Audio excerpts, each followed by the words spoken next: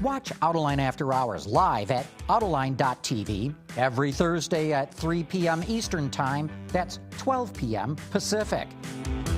You can subscribe to this podcast for free by searching for Autoline in iTunes, Stitcher, or YouTube.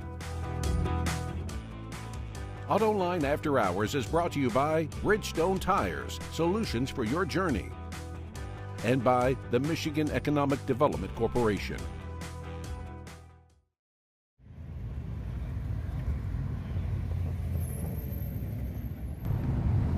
Hi, I'm John McElroy. I'm sitting under a tent out here on Woodward Avenue. It is a Saturday morning for the Woodward Dream Cruise. If you don't know all about that, there's going to be all kinds of cars going past us here, classic cars. You're going to hear the exhaust note. But the reason that we're here is I'm talking to a couple of guys from Navistar, another guy who's an expert in clean energy in commercial vehicles, and they've got an exhibit here. In fact, it's an interesting one. I'm going to get them to talk about the vehicles that they're exhibiting, but let me introduce you to them. So we've got Tony Sutton here. He is the Senior Vice President of Global Product Development for Navistar. Next to him is Jason Gies. He's in charge of Navistar eMobility, customer-facing, and business development. And Bill Van Amburg is one of the guys who helped get Calstart going. He's also a strategic advisor on zero-emission commercial vehicles. I know that's a big mouthful. It is a mouthful, yeah. I know. But I love it on a business card. Yeah, exactly. To use the front and the back. So Navistar's a truck company. In fact, we've got some cool stuff. This is what, like a Class 6 dump truck behind us? Yeah. Then you've got a Class 8 tractor. Then you've got a big yellow school bus, and they're all electric. They're all electric. So Bill, let me start off with you. Or Tony, let me start with you. What the heck is a truck company doing exhibiting at the Woodward Dream Cruise, which is all about classic muscle cars? So we have a long heritage with International Harvester becoming Navistar, and our history with automotive field, it goes back to the early 1900s, and we love everything automotive, right? So we're excited about the past vehicles that we've developed, but we're even more excited about the future. You know, I've been with Navistar for almost 30 years now, and you know, this is some of the most exciting, dynamic change we've ever seen in the history of the company. You know, the only thing you can liken it to is like going from horse and buggies to the first auto buggies. So true. It's that drastic a change. So when we go from pure electric away from combustion engines, we're seeing, you know, even more performance out of the electric vehicles. It's really amazing. Yeah. Yeah. So Jason, you guys were here last year exhibiting too. You're back. Obviously, it must have worked or you wouldn't be back here. Yeah, it was great. So we kind of started this off as really an employee thing, John, and we had some customers come last year. We had customers coming out of the woodwork to see what we were doing and seeing the technology. So big success, and we're going to have a real great turnout today. And, you know, these are, by the way, I was just going to say, classic cars out here, but these are the classic cars we're going to start seeing in classic trucks. So we're building the next generation of classics here in this industry. As Tony said, man, in the last year there's been more change than maybe in the last 20 years. And this is an exciting time. And I think for a lot of people, they've seen electric cars, they're just starting to get used to the fact that you can electrify big rig tractors, Class 8s, the medium duty units, and get good usable work out of them that's more competitive than diesel. It's still, we're going through the price points, but this is emerging faster than most people get. Yep. Bill, when I introduced you, I said you're one of the guys that helped get Calstart going. Just for those who are watching that are not familiar, what is Calstart? So Calstart is a clean transportation organization. It's a nonprofit, but it's about 300 plus companies, mostly in the United States and Canada, but also around the world, all working on the leading edge of clean technologies for transportation. My part of it for almost 30 years was working on the commercial sector. And I love the commercial sector because if you get a better business case, they're not going to sit back and say, oh, I don't believe in that technology. They'll adopt the better business case, but you got to prove it out. So I've been working on hybrid technology, advanced combustion, but mostly on zero emissions. So basically battery electric, fuel cell electric. And that's the transition we're going to see. The next 5 to 10 years, we're going to see a massive transition to this technology. Bill did it way before it was cool. Way before it was cool. I had a lot of people laughing at me for a long time, but they're not laughing as much now. That's right. So you guys must have liked what he's doing that you pulled him in to work with Navistar. Yeah, I've known Bill professionally for many years and really been a help to us as we're forming where we're going, right? There's super far out folks that say, okay, EV for everything. Well, it doesn't work for everything. Diesel will be here in our world for a long time to come. But for certain applications, like some of the ones you see behind us, school bus, medium duty, it works today for a lot of our customers' duty cycles. So working with Bill, seeing what the landscape is, and then also seeing outside of the vehicle, charging infrastructure, pieces like that, making sure that we're aligning our funding, our product development with the technology that's coming is extremely important. Yeah, it takes a lot of collaboration across a lot of different industries to build up the infrastructure, the supply base, everything right from raw materials. There's a lot of innovation that has to go into this. But the amazing part is, and we're convinced of it, that school buses are at the point of the spear. And that's where we started and focused. Why are school buses so popular? Because they have an application where the vehicles come home every day, and the charging infrastructure then can be centralized and it's easy to put in place. So you can get the charging infrastructure there real easy, and they 85 to 90% of every application of a school bus fits an electric capability today. Yeah. And that's the amazing part is it's ready today. Our school bus can do 200 miles on a charge today. That's 95% of duty cycles for schools. And we always get, well, what about field trips? And what about this? Well, charge before the field trip. You're not driving 100 miles out and 100 miles back typically for a field trip. There might be that 5% or less than 5% application, but most of the applications we can get there today. And that's today, yeah. Yeah, and I was just going to say, one of the things that's been great about working with Navistar, and other folks too, but they totally get something that we called the beachhead strategy, which is start where the technology works, and then start building your volumes up, and then move into additional applications as you can bring price down with the supply chain build, as you get infrastructure out. So transit buses, school buses, medium duty vehicles, that's the first waves that we're seeing in the beachhead. You cement your position, then you start expanding out from there. But I've been surprised personally by how quickly the Class 8 tractors for regional distribution, not long haul yet, that's really starting to take off too, for port drayage, for food and beverage delivery. So that's that next wave that's coming behind these other ones that you see. The public's very aware now that there's incentives for electric cars because of the so-called Inflation Reduction Act. Wasn't there a bunch of money for school buses too in the infrastructure, the so-called Bipartisan Infrastructure Act that passed? Jason, or you talked about that? Yeah, Bill, you could kick that one off. Really, it does cover a lot of school bus applications. Yeah, so there's all these buckets of money. I mean, it's pretty incredible. Between those two pieces of legislation, you have a lot of investment, and there's a lot of money for school bus right now, which is exciting. In fact, I think didn't the first round just kind of it ended yesterday, yeah. And so that's going to put out a lot of school buses through that money. Then there is money for infrastructure, and I got to tell you, as we've all talked about it, that's kind of the next big pull in the tent that we've got to deal with. The vehicle availability is starting to roll out. We're seeing the capability because batteries are getting better for more duty cycles. But we've got to now get charging for medium and heavy duty vehicles, not just cars, not just light duty. So but there's a lot of money for that. And then the last piece is tax credits. Now, we don't think the tax credit was high enough for the truck field, but with money that the states can put in, matched with the federal tax credit, matched with the infrastructure dollars, there's starting to be a pretty good...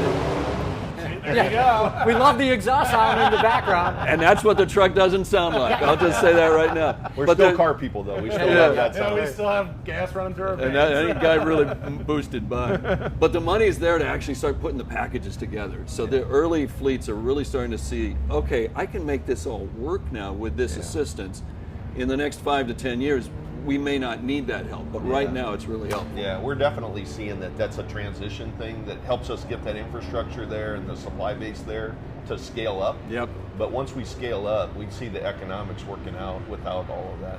Yeah, and one of the other things we're seeing too is and Tony mentioned it earlier, is a lot of behind the fence charging. We're doing that with all of our customers today. We can go charge buses, medium duty trucks.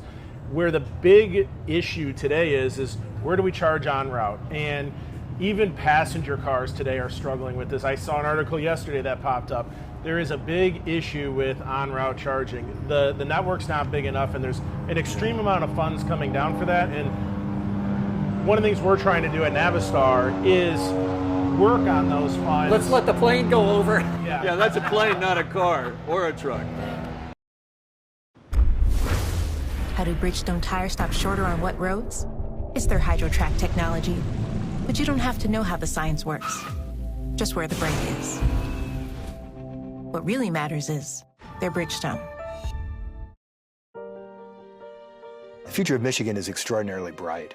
We have such incredible assets, and I think more and more we're realizing how to put those together in a way that's going to help this state really help lead the nation as we go forward.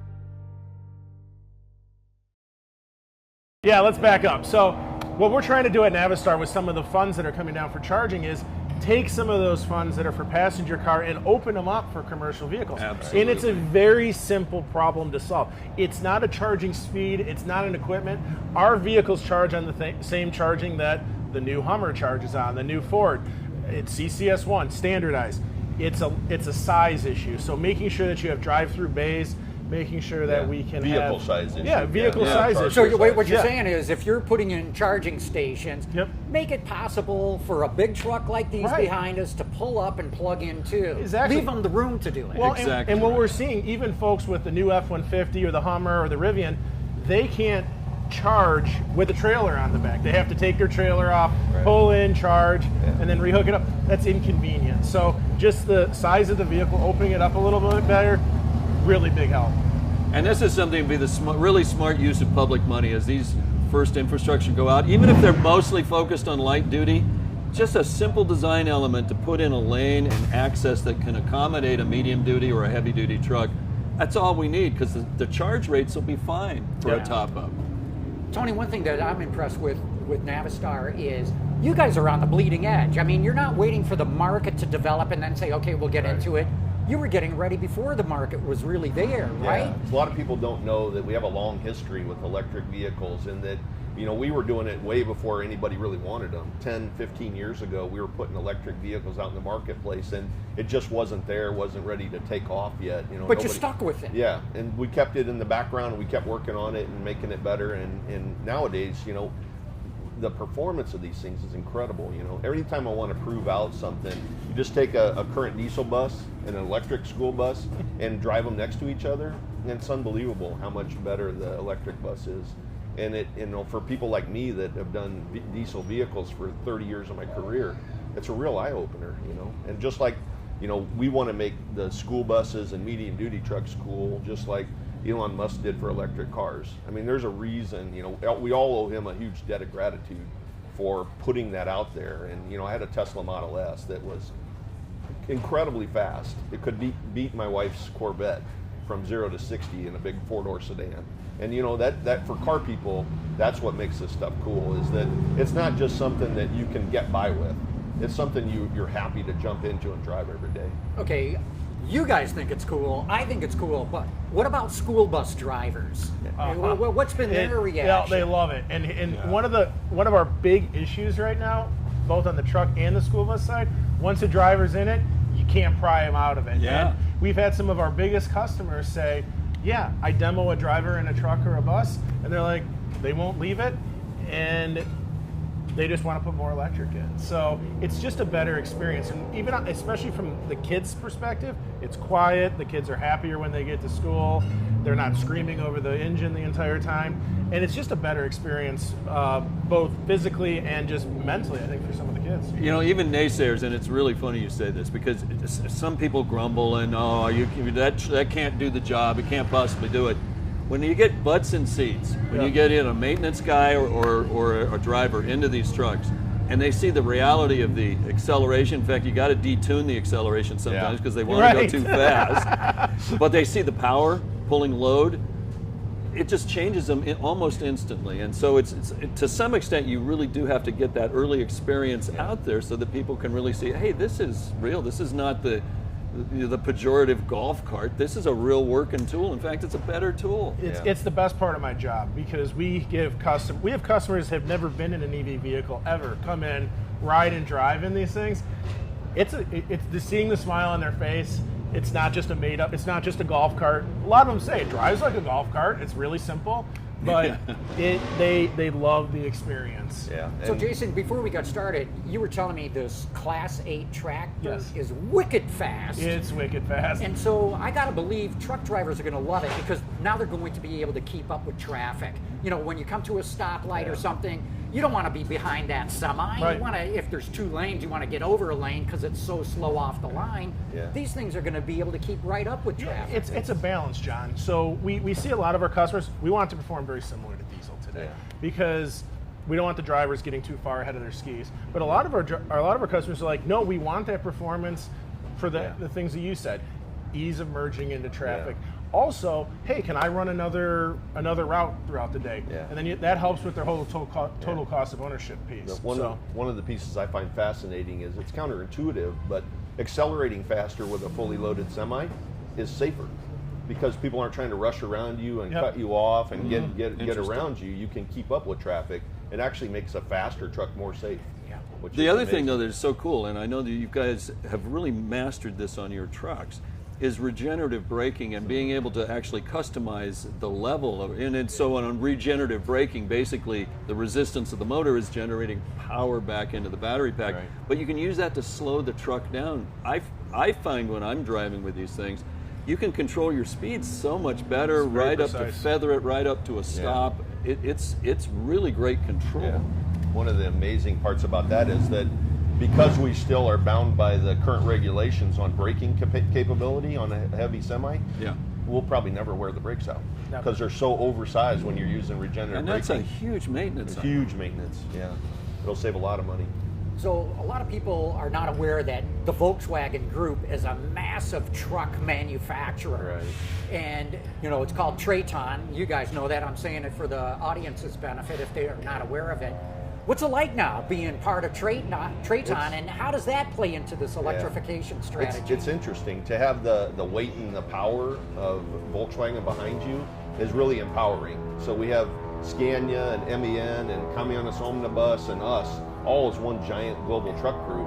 So developing new technologies and new softwares and everything, it scales so much better and faster. You know, it almost gets us to almost automotive-like scale, which means that we can do a lot more cool things and a lot more interactive things and do it faster to get to the market quicker. So it's really been a great thing for us. Yeah, even technology outside of the vehicle, we're talking about charging and things that we wouldn't have been able to do as a small, just North American company. We are now global scale on everything, technology, software, all this development we're doing together globally with the I would say that there's a couple of things that I've noticed as an outside observer to this and just observing what Jason and the team are doing.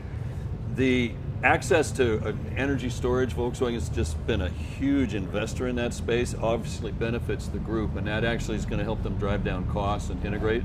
But the other thing I've seen is just the mindset that comes, and the Scania team in particular, kind of as one of the big names in the group, they totally get this transformation is underway. They've done deep analysis of what this transition timing and pathway is, and that commitment is awesome, and I see that in just infusing through the group. Navistar is just fully embracing this. Right. Yeah, and the amazing part about it is that the trucks you see behind us that perform better than diesel today in a lot of applications, it's just the first generation of this technology, right? The new batteries are coming out. You know, in 3 years we'll have new batteries. In 6 years we'll have newer batteries with more density and the acceleration and the gearing, everything. It's all still there. We're working on it right now, but it's not in the vehicle yet. And these things are going to just get so much better in a really quick time frame. Jason, talk a little bit about that because I looked at these trucks before we started all this. And it looks to me like these big trucks are beautiful for converting to electric. You drop the batteries right between the frame rails and all that, but pick it up from there. Am I right? Is it easy? And where's the next generation going to take us? No, it's not easy. I can tell you that. It's been a big challenge. But, I mean, we're in the first generation. These are still our normal cabs. These are our normal chassis. We're going to start going into more purpose-built, right? More integrated battery systems, more integrated drive systems. You have to for the efficiency. Yeah. These are very efficient vehicles for what they are today, but you only get a certain distance with the amount of battery you can put on due to weight and efficiency from the drive systems. We want to make sure that we're working through the entire vehicle from an efficiency and packaging standpoint for the future. What we're seeing also, though, is that the suppliers are starting to realize, okay, there's a market for new innovation here I got to get into. And we've seen the bodybuilders starting to get into, you know, the chassis still has to have a work product put on the back end of it to do its job. So a lot of the box bodybuilders are really taking a lot of the weight out of it. They're putting smarts into that. And that combined with the electric drive, all of a sudden you're seeing a much more productive unit. So it's been kind of cool. Yeah, that's a seeing great that. point, Bill. Yeah, one of our biggest bodybuilders, we don't usually talk to them, right? We give them a truck, they put a box in the back. We've done a couple of programs with them to tie some of the electronics into our vehicles, so things are doing what they're supposed to be. Steps don't stay out when you put it in drive. And then also, they're putting some of their lightweight body on it, taking 2,500 pounds out of the body itself. Yikes. That's big numbers. That's a big number. Yeah, really big. Number. That's unreal. Yeah. Bill, where do you see it going? I mean, on the light duty side, you know, pass car side, all the talk is about skateboards.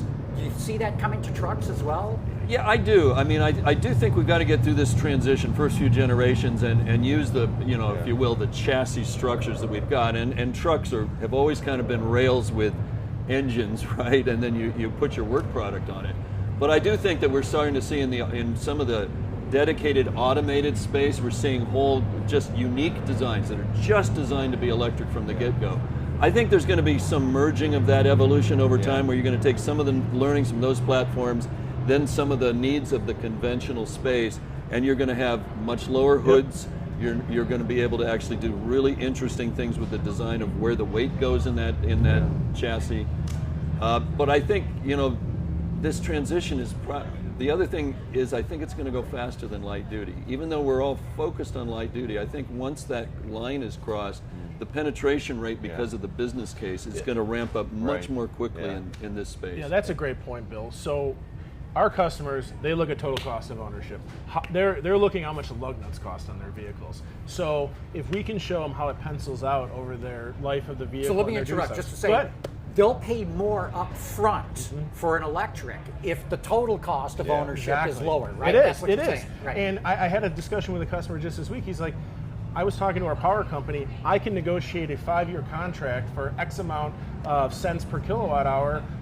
I just locked my fuel price in for 5 years. Yeah. I said, yes, exactly. Now you are thinking correctly in this space. Yeah. And not at the, you know, the foibles of what happens in the you know, oil market and seeing diesel go up crazy down, or down. It's that variability that kills you as much as the actual physical cost. Right. We have one of our bus customers, actually it was our launch bus customer, they were paying they're in northern Canada, $8 a gallon for diesel. They're paying 6 cents a kilowatt hour. It's basically free energy at that point. So it penciled just on the cost of the fuel itself. That's not looking at the maintenance, none of the benefits. Yeah, typically just fuel. Our customers will spend upwards of 30% of the operation of the vehicle is just fuel. Yikes. And that's huge. Yeah. So you can take that way down with electricity. Way down, yeah. So how do you approach your customers? You just sell them a truck or a bus or a bus, or are you looking at a more comprehensive package? No, and it's actually funny. Even on our diesel side and our traditional fuel side, we're looking at much bigger packages now. Our customer wants maintenance packages, fueling packages, total cost of ownership, and then getting in the EV, it's even bigger. We're selling charging, we're selling route consulting, we're selling all kinds of other packages. So new business for Navistar. You guys probably never even dreamed about earlier in your career. Exactly. Business model, yeah. And the smart companies are really starting to do that and realizing, you know what, it's got to be a different relationship with the customer. It's not just we're going to sell you some steel off the lot.